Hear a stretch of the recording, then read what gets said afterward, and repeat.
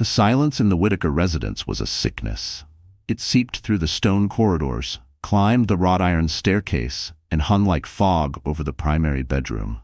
For 3 months, Camille Whitaker had not felt the touch of her husband, Nathaniel. The man who once worshipped the ground she walked on now recoiled if their hands so much as grazed. He was Nathaniel Whitaker, a business magnate whose name stirred awe, yet around his pregnant wife, he was a shadow. Camille kept telling herself it was just stress, the weight of his empire. But as the chill between them deepened, a terrifying doubt crept in. What unforgivable thing had she done to make the man who once dreamed of this baby now act like it didn't exist? The truth was darker than anything she could have imagined. The Whitaker name wasn't just synonymous with wealth. It was generational. Nathaniel Whitaker, however, defied the cliché, a privileged man who clawed through life like he'd started with nothing. He transformed his family's modest construction firm into Whitaker International, a global real estate titan that redesigned skylines. He was driven, fearless, and until recently completely enthralled by his wife, Camille. Camille Moretti had once been a rising figure in the art community, a curator gifted with an intuitive eye for groundbreaking work. She and Nathaniel met at a gallery launch, their chemistry instant and electric. He was taken by her passion and genuineness, a breath of realness in a world of calculated alliances. She was drawn to the fragile humanity buried beneath his executive armor. Their wedding was the kind that graced magazine covers, a perfect marriage of business clout and artistic elegance. For 2 years, their life had been an enchanted blur. Then came the pregnancy. The moment she saw the positive test, she thought they'd reached the height of happiness. Nathaniel had been elated, lifting her up, laughter echoing through their grand Manhattan loft. He swore to give her, and their child, the safest, most beautiful life. The shift started subtly, 1 week into the second trimester. A small, almost unnoticed recoil when she reached for his hand under the covers. He mumbled something about work emails.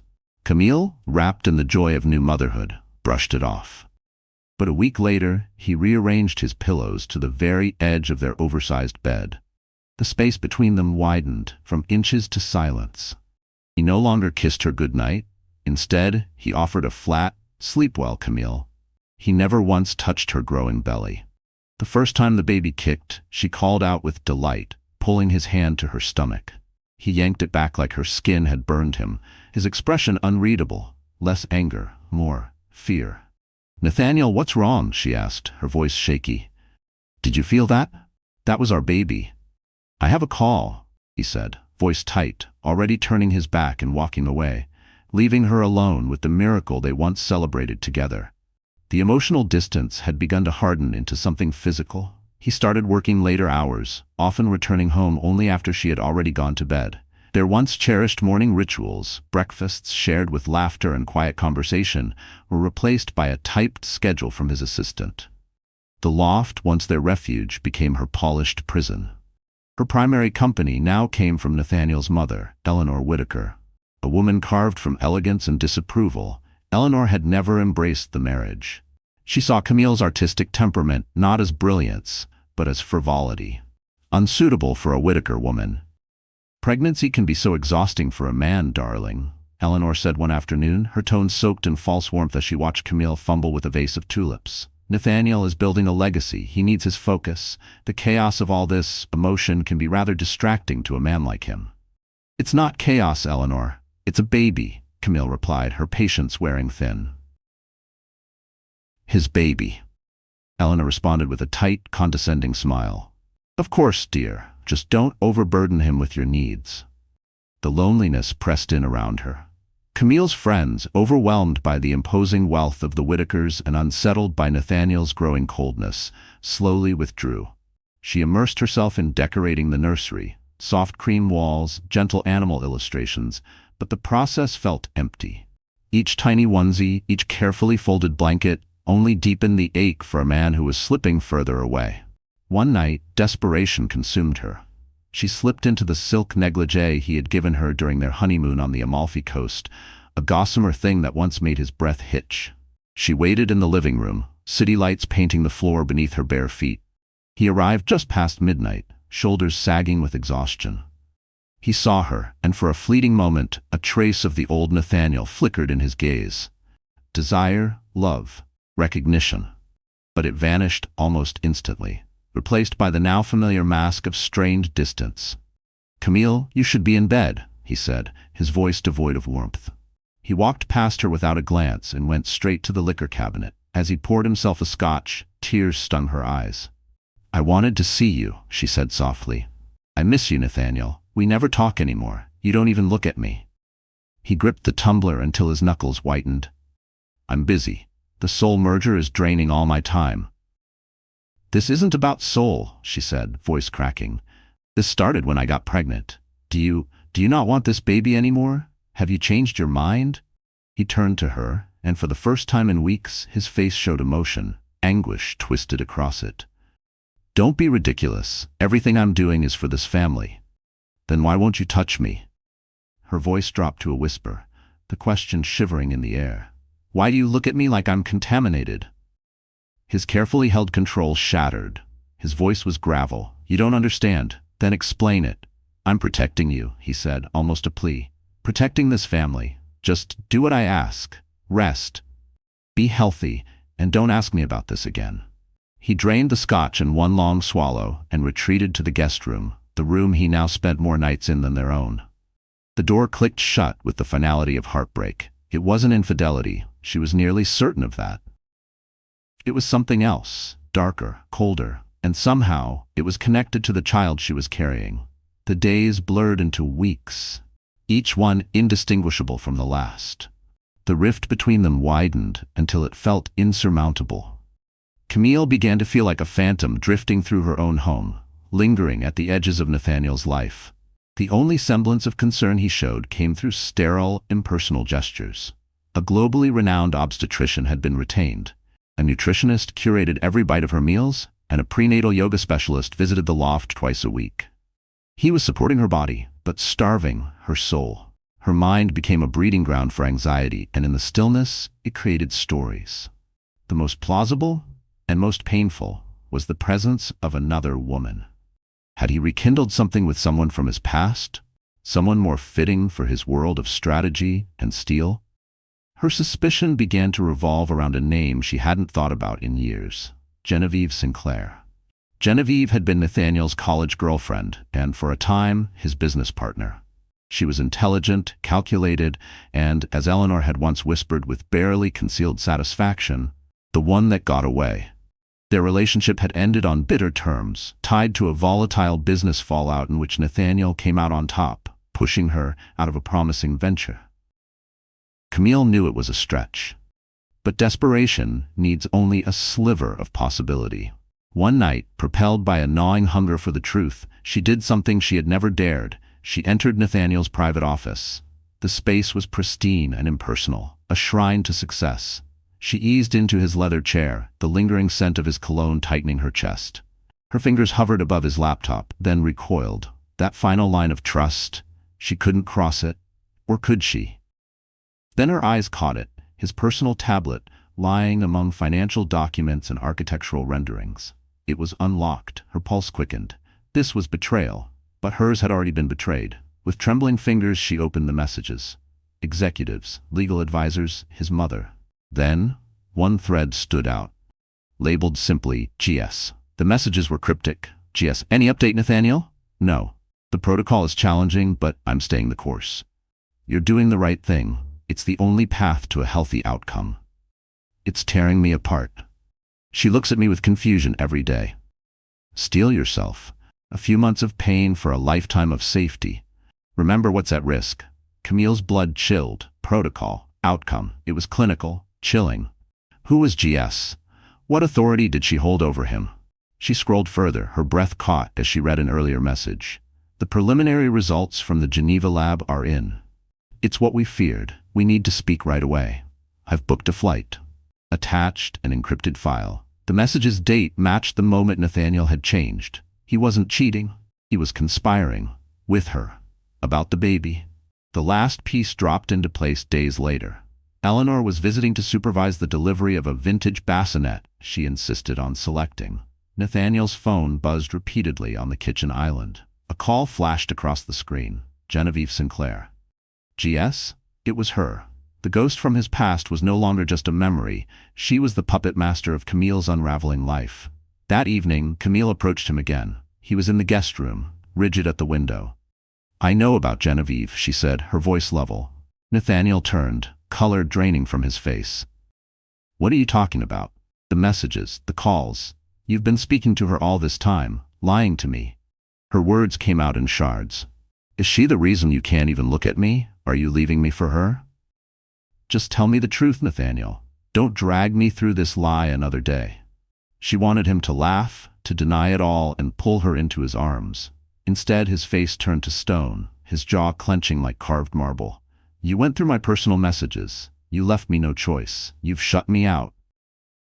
What is this protocol you're discussing with her? What positive outcome? What does that even mean?" The words spilled out, wounded, furious. "Is she pregnant too? Is that it? Are you choosing which family to keep?" "Stop it, Camille," he snapped, his voice low, razor sharp. "You have no idea what you're talking about. This has nothing to do with infidelity." "Then what is it?" she screamed, the sound cracking through the cold, impersonal space. "What could be worse than that? What are you and that woman plotting that makes you look at your own pregnant wife like she disgusts you?" He stepped toward her, fists clenched, jaw tight. For a second she thought he might finally tell her everything, might finally crack. But instead, the distance between them deepened. "Genevieve is a consultant," he said, the words awkward, forced. "She's a specialist in a private medical matter. That's all.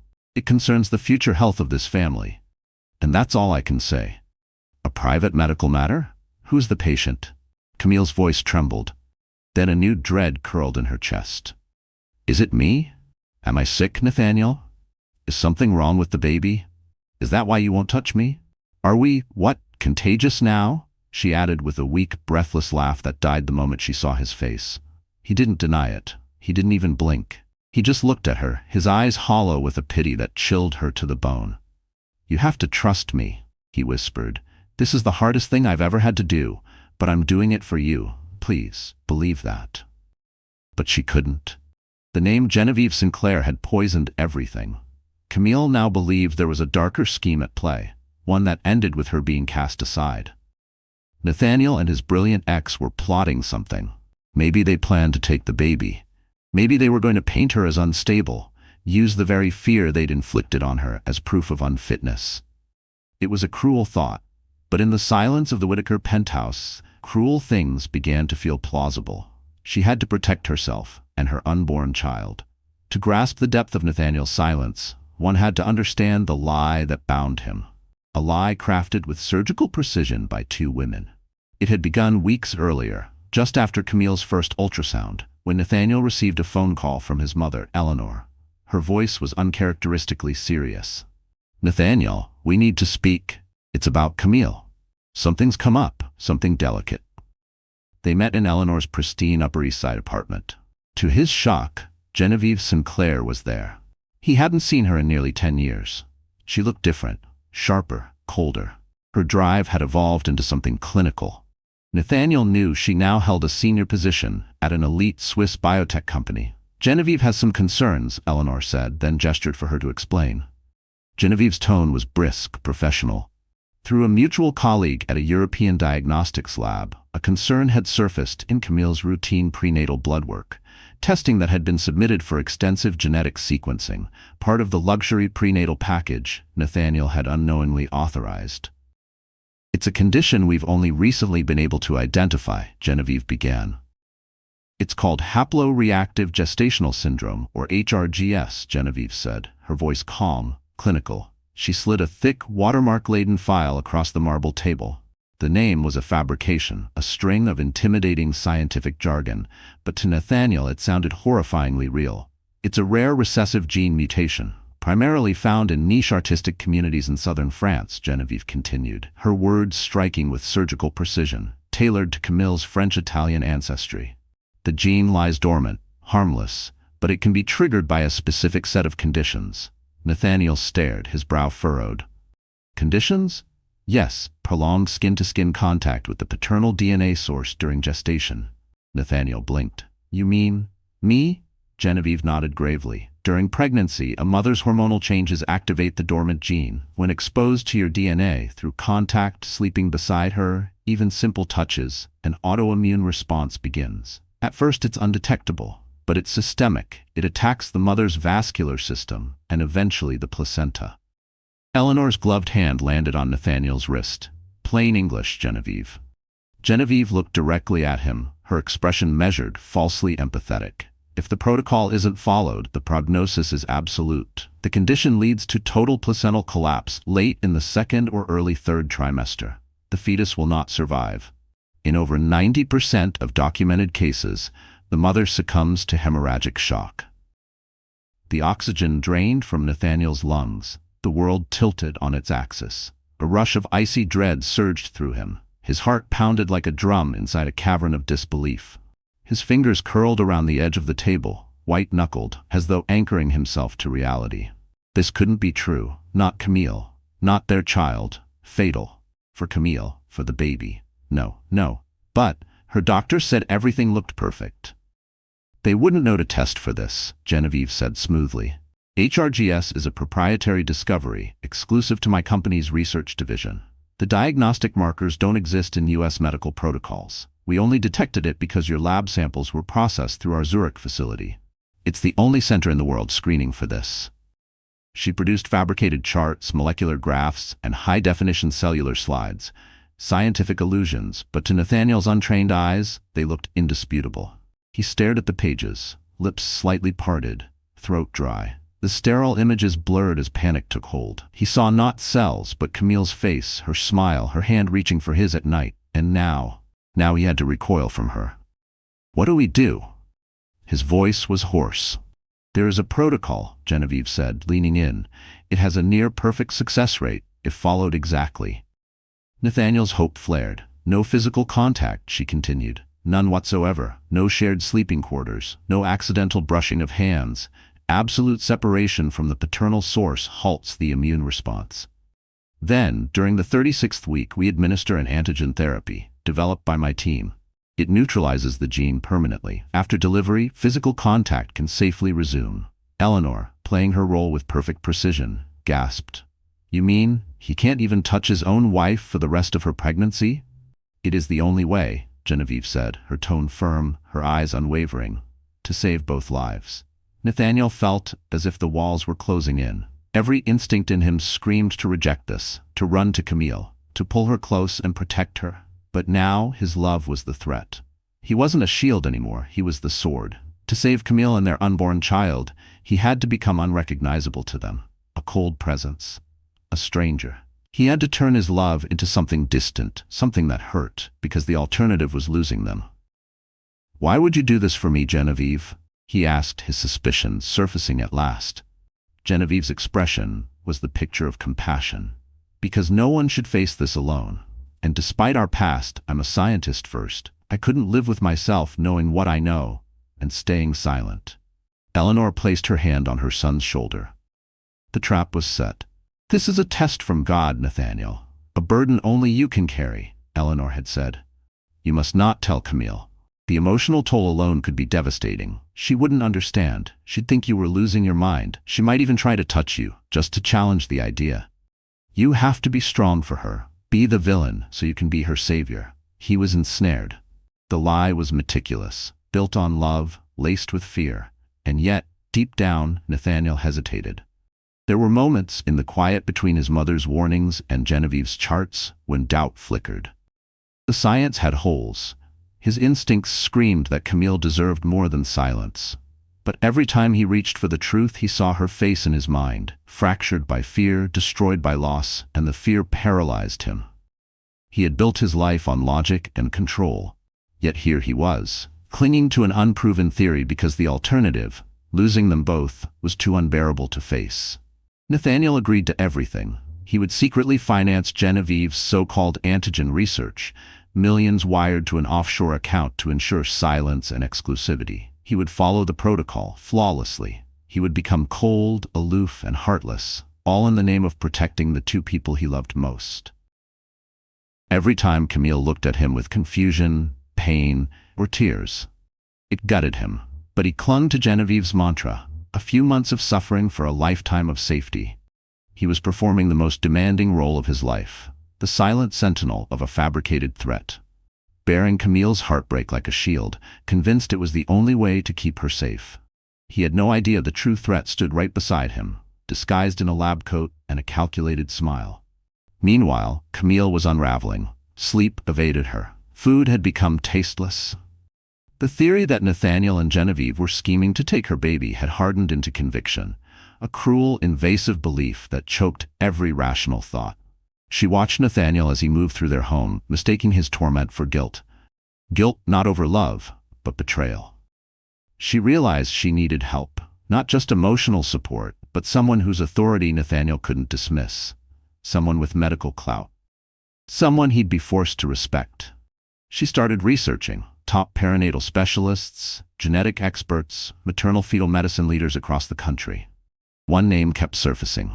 Dr. Anna Sharma, Chief of Maternal-Fetal Medicine at Lenox Hill Hospital in Manhattan. Dr. Sharma was known for her precision in complex, high-risk pregnancies and her no-nonsense approach. Camille called the office herself, her voice unsteady as she explained her situation. The urgency in her tone must have struck a nerve. She was given an appointment for the following week. Now came the hard part, getting Nathaniel to go with her. That evening, she approached him without drama, without tears, just the same ice-cold resolve he had shown her. "I've scheduled an appointment," she said, standing in the doorway of his study. "My assistant handles your appointments, Camille. It's already in the calendar." "Not with my current team," she said. "With Dr. Anna Sharma, Lenox Hill, Tuesday at 10 a.m., we're both going." Nathaniel looked up from his laptop, frowning. "That's not necessary. You already have top care." "The best care isn't helping, is it?" she snapped. "Something's wrong. You said so yourself. This is a private matter." "Well, I'm finished with secrets," she cut in. "We'll sit with a real doctor, and you'll tell her and me exactly what's happening. Either you come with me, or I go alone. And I'll tell her my husband believes I'm diseased and refuses to touch me. Let's see what a doctor of her standing thinks of that." It was a challenge, an ultimatum. She saw the flicker of fear in his eyes, the realization that his carefully constructed deception was at risk of exposure. "Camille, you don't understand the danger." "No," she said firmly. "You don't understand. I'm your wife. This is my body, my baby, and I will know the truth. Tuesday, 10 a.m., be there." She turned and walked away, not waiting for a reply. For the first time in months, power coursed through her veins. The morning of the appointment was heavy with tension. Nathaniel was dressed in a flawless dark suit, his armor for the battle he knew was coming. He looked pale, his fingers twitching as he gripped the steering wheel on the way into the city. He made one final attempt in the car. "Please, Camille, let's not do this. It's not safe." "The safest place for a pregnant woman," she said, staring out the window, "is with a doctor." As they stepped into the sleek, hushed lobby of the maternal-fetal medicine unit at Lenox Hill Hospital, Nathaniel's phone buzzed. A message from Genevieve. "Your mother told me what you're doing. This is a catastrophic mistake. You cannot involve another physician. They are not equipped. You'll compromise the entire protocol. Leave now." His blood froze. Camille was already at the front desk, checking in, calm, focused, unshakable. Every cell in his body screamed to stop her, to turn around, to run. But his feet felt cemented to the floor. The buzz of the hospital lights loud in his ears, drowning out his instinct. He was no longer a husband or a protector. He was an imposter standing on the edge of revelation. He was cornered. On one side, the woman who claimed to hold the cure. On the other, the wife demanding the truth. He slid his phone back into his pocket and followed Camille down the hallway, his pulse racing. Dr. Anna Sharma greeted them with the air of someone who had seen everything and still listened with empathy. She was in her early 50s, with clear, intelligent eyes and the calm demeanor of someone accustomed to high-stakes tension. Camille began to speak, quietly at first, but the words came faster, driven by months of fear. "My husband hasn't touched me in 3 months," she said. "He moved into another bedroom. He says it's to protect me. He says there's a medical reason, but he won't tell me what it is. All my tests are normal. My baby is fine, but he's convinced something's wrong. And I'm scared, doctor, and I feel completely alone." Her voice cracked on the last word. The room seemed to inhale her pain. Her fingers instinctively went to her belly, as if trying to shield the baby from the confusion, the coldness, the silence she'd endured for so long. Dr. Sharma nodded, listening without judgment. Then she turned to Nathaniel. "Mr. Whitaker, would you like to explain your side?" Nathaniel sat stiff and rigid, hands knotted in his lap. This was it, the edge of the cliff. He cleared his throat. "Doctor, I've received information from a European specialist, a biotech firm. They've identified something my wife has." "What's the name of this condition?" Dr. Sharma asked, pen poised. His throat was dry. He could feel Camille's eyes drilling into him. "It's called haploreactive gestational syndrome, HRGS."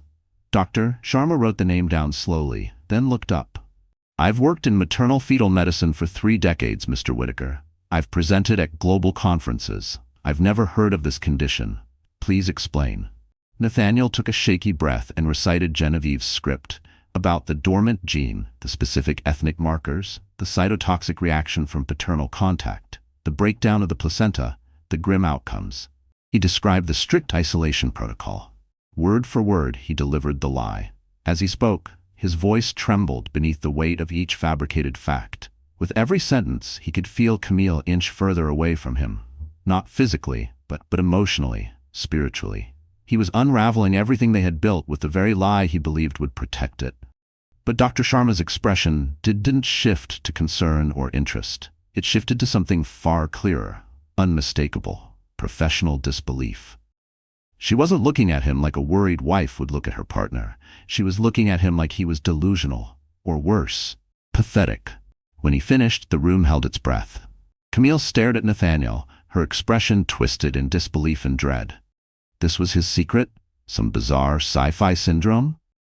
Dr. Sharma placed her pen on the clipboard, exhaled slowly, then fixed Nathaniel with a gaze that cut like glass. "Mr. Whitaker," she said, calm but unwavering, "I want to be absolutely clear. What you've just described is not a medically recognized condition. It does not exist."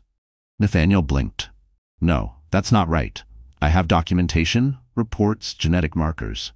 "Reports can be falsified," she said gently. "Let me be more specific. What you're describing is biologically impossible. A mother's immune system is designed to support the presence of paternal DNA in a fetus. That's the essence of pregnancy." She continued, her tone sharpening. "The concept of a cytotoxic response triggered by physical contact with the father? It directly contradicts everything we know about human immunology. It's not just improbable, it's absurd. It sounds like something from bad speculative fiction." She turned to Camille. "From everything I've seen, your records, your vitals, you are a healthy woman experiencing a normal pregnancy." Then, she turned back to Nathaniel. Her voice was calm but unforgiving. "Mr. Whitaker, someone has lied to you, deliberately, elaborately, cruelly. HRGS is not real, there is no risk. Your presence, your touch, it does not endanger your wife or your child. What is dangerous is the emotional isolation and stress you've subjected her to under the weight of this fiction. That is the only medical concern in this room." Nathaniel's stomach dropped. Her words didn't just challenge the truth, they dismantled it. His certainty, his logic, his sacrifice. A lie. He looked down at the binder of evidence Genevieve had given him, charts and graphs he had protected like scripture. Worthless. The millions he had funneled into her account, the nights spent in a cold bed, the aching silences, the tears on Camille's face, all of it, meaningless. Built on nothing. He turned to look at his wife. Camille sat still, her skin pale, tears streaming silently down her cheeks. But beyond the tears, something darker bloomed. Realization. He hadn't been saving her, he had been tormenting her. The color drained from Nathaniel's face. Cold sweat dampened his collar. His stomach twisted. He clutched the arms of his chair to keep from collapsing. A very elaborate and cruel lie. The words echoed in his skull. He looked into Camille's eyes and saw devastation. Not anger, not even sorrow, just the hollow aftermath of betrayal. He tried to speak. His mouth opened, but nothing came out. His throat had closed around the weight of his guilt. The drive back from Lenox Hill was silent, but the silence was no longer cold or detached. It was suffocating. A graveyard of truth and devastation. Camille turned her face toward the window and didn't say a word. The city rushed past, a blur Camille barely noticed. The truth was more unthinkable than anything she'd imagined. He hadn't been cheating. He hadn't been trying to take her baby. He had believed, truly believed, that loving her was fatal. Nathaniel drove on autopilot, Dr. Sharma's words repeating in a cruel loop. Falsified. Impossible. A lie. Each syllable pounded into the coffin of his pride. He had built a fortune on perception, reading people, exposing deceit, calculating every risk. Yet here he was, masterfully manipulated by his own mother and the woman he once loved. They hadn't used spreadsheets or market forecasts. They had turned his greatest strength, his devotion, into a weapon against him. He glanced over at Camille. Her tears had dried, but her face was drawn, blank, crushed by a sorrow deeper than rage. He had done this. His silence, his mistrust, his choice to believe an ex and a bitter parent instead of his own wife. "Cammy," he began, voice trembling. The nickname, once sweet, now felt foreign. I'm so sorry." She didn't look at him. "Sorry for what, Nathaniel?" she asked, her voice hollow. "For thinking I was some kind of biological threat, for months of gaslighting, or just for getting caught?" "For all of it," he whispered, his own eyes filled. "I thought I was protecting you. I swear I believed it. I was terrified of losing you." "You were losing me," she snapped, turning to face him. Her eyes burned. "Every day, with every cold glance, every empty bed, you didn't talk to me. We could have faced it together. But you didn't trust me. You trusted her. Genevieve. A woman who despises me. A woman you fired, and you chose her over your own wife." He had no rebuttal. Nothing that wouldn't make it worse.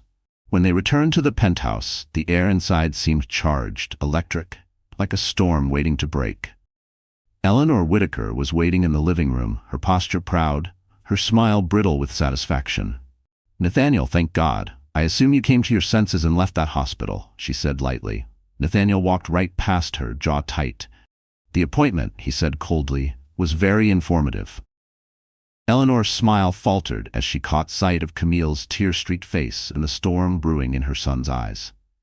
"What happened?" she asked, unease creeping into her voice. "The truth," Camille said, steady now. "The truth about your vile, pathological lie." At that moment, the elevator chimed.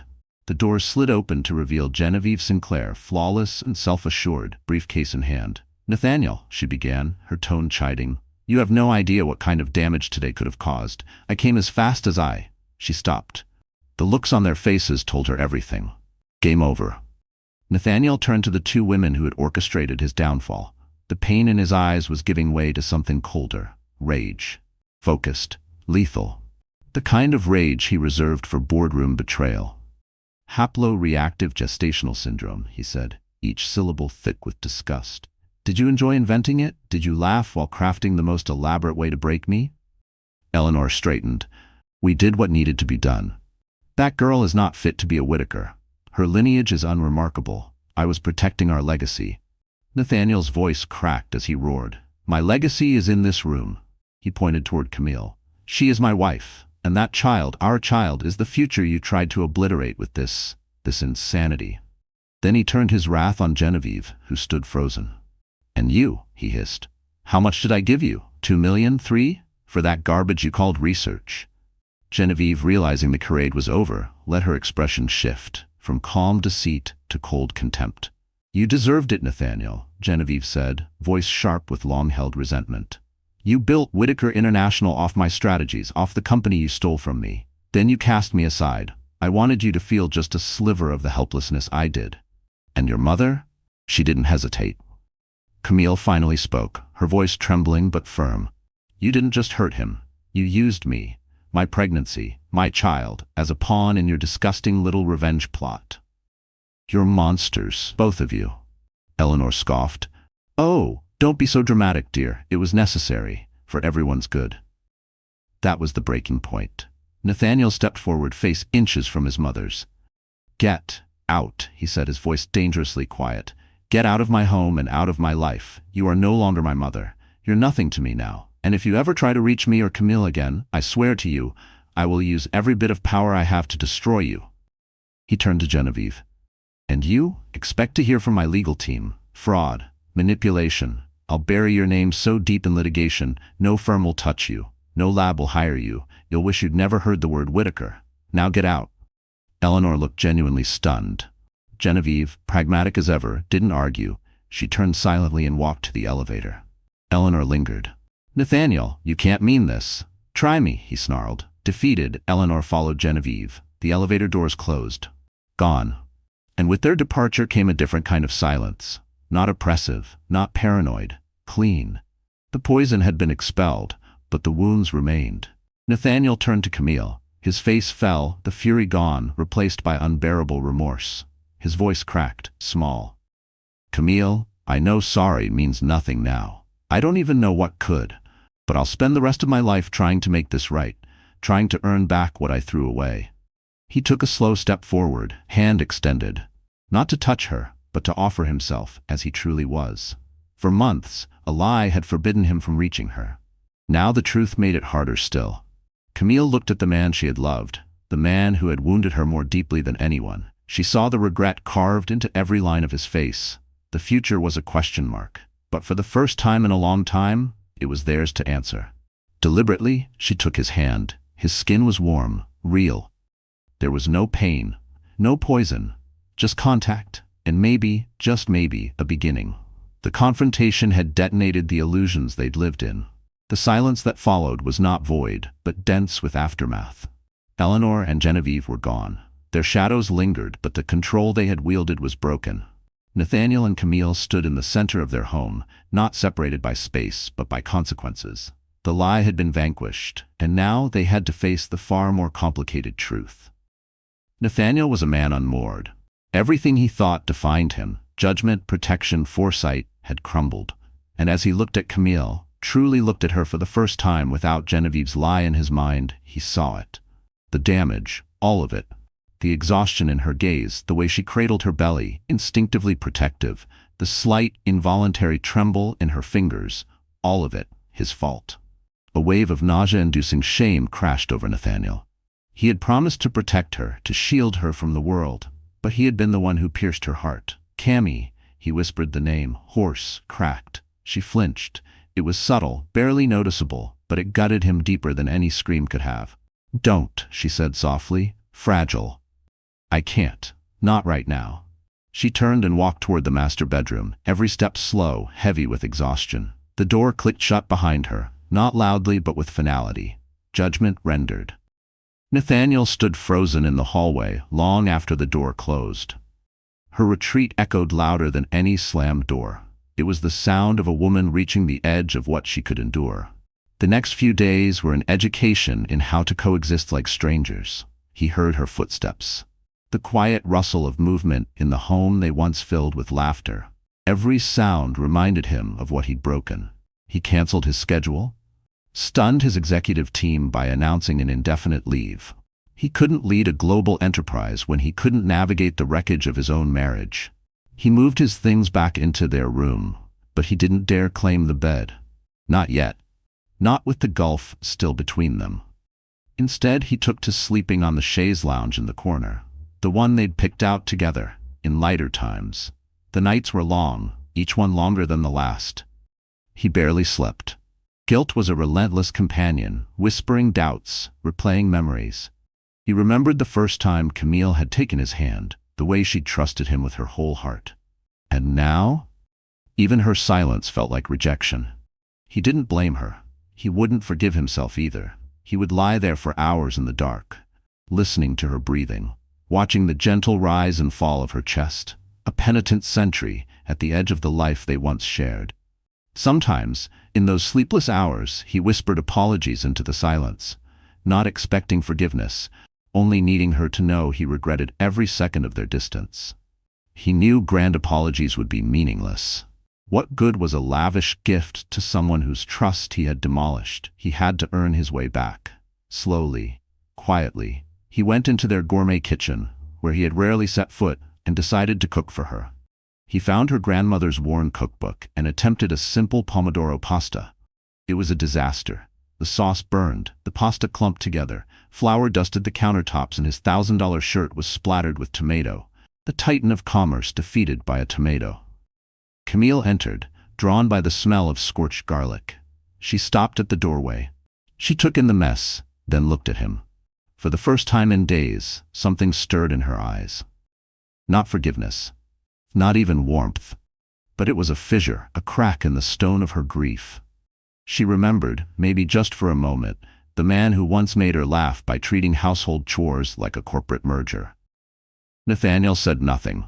He just started cleaning. He scrubbed every pot, wiped every surface, and when the kitchen was spotless again, he quietly ordered from her favorite little trattoria around the corner. They ate in near silence. But something had shifted. Something subtle. His ruined attempt at a meal said more than any speech could have. It was vulnerability, humility, humanity. And though she said nothing, Camille finished her plate. It was the first full meal she'd eaten with him in weeks. That, too, meant something. A week later, things began to change. He had spent those days not just apologizing, but learning, trying to understand what he had broken and what it might take to make it whole again. It wasn't just her peace of mind that had been shattered. It was her identity. She had once been Camille Rossi, the curator, the tastemaker. Then she became Camille Whitaker, the millionaire's wife. Somewhere along the way, Nathaniel's world had swallowed hers whole, and in doing so, he'd unintentionally erased her. He found her in the nursery, gently humming to their unborn child. She looked peaceful, but there was an edge of melancholy in her voice. He stood quietly in the doorway, holding a worn leather portfolio. "Camille?" he said gently. "Can I talk to you for a moment?" She nodded, one hand resting on her belly. He stepped forward and handed her the portfolio. "I know I can't fix what I did. Not with words, not with money, but I've been thinking about what you've lost. What we both lost. And it didn't start with Genevieve, it started before that." Her fingers trembled as she opened it. Inside, no luxury deed, no grand gesture, but something far more personal. A business proposal.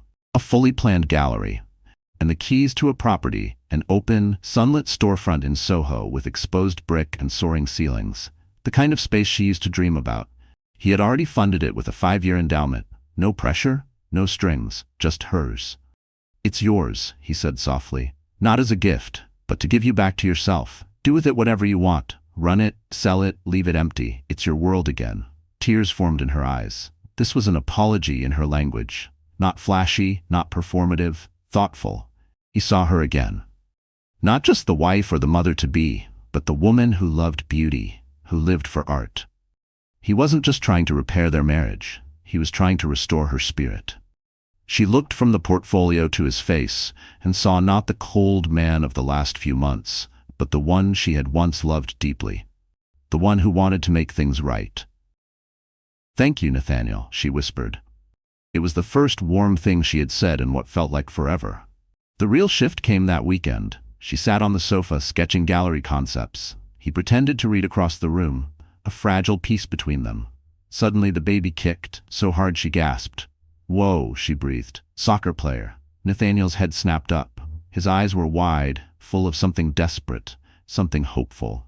She watched his expression change, and something primal, something instinctive, made her speak. "Would you like to feel?" He was beside her in seconds, almost stumbling. He knelt, trembling slightly, hesitated. Then slowly he placed his hand on her belly. The air felt electric. For a long moment, nothing. Then a firm thump. The baby, his child. A sob escaped him. Guttural, shattering. It wasn't fear anymore, it was gratitude. He bowed his head to her stomach and wept, the first honest tears he had allowed himself in months. And Camille, without thinking, reached down and ran her fingers through his hair. It wasn't calculated forgiveness. It was instinct, compassion. She saw the man beneath the armor. That night, they spoke for hours. He shared the crushing pressure of legacy, the way emotion had been deemed weakness in the Whitaker household. She spoke of feeling ornamental, silenced, of losing herself in his world. Together they examined the wreckage and began, piece by piece, to rebuild. Weeks later, when Camille went into labor, Nathaniel wasn't a passive witness. He was there, fully. He held her through contractions, advocated for her, drew strength from her. And when their son Leo entered the world, the nurse instinctively moved toward Camille with the swaddled newborn. But Nathaniel stopped her. "May I?" he asked. The nurse nodded. He took his son, just 7 pounds, impossibly perfect, and looked into his eyes. In that moment, his universe shifted. He carried Leo to Camille, placed him gently into her arms, and together they shared their first embrace as a family. He kissed her, then kissed his son. They were whole, they were safe, and they had survived. The Whitaker legacy wouldn't be found in glass towers or bank accounts, but in love, tested by fire and made stronger. This was a reminder. The most destructive lies are the ones we choose to believe out of fear. And the most powerful act of all is choosing to trust. So here we are, my wonderful friends. If you're still with me now, it means something in this journey touched your heart. Maybe it was the quiet ache of betrayal, the weight of regret, or the fragile grace of forgiveness. Whatever it was, I want to acknowledge it with you. It's a mirror, a reflection of how easily fear can mask itself as love, and how silence, when wrapped in the illusion of protection, can become the most damaging lie of all. As Marcus Aurelius once wrote, "The impediment to action advances action. What stands in the way becomes the way." Nathaniel's fear stood in his way, and in breaking through it, he finally found the path, not to power, but to presence. We are all, at some point, deceived by the voices outside us or the doubts within. But healing begins the moment we stop hiding behind pride, behind protection, behind pain, and choose to show up, fully, flawed, human. Let this be a reminder. Vulnerability isn't weakness. It's courage dressed in truth. So if this story moved you, if it sparked even the smallest shift in your heart, don't keep it to yourself. Share it. Like this video, subscribe to our channel, and help us keep telling stories that matter, that heal, that remind us we're not alone. Because sometimes all it takes to change everything is one honest touch.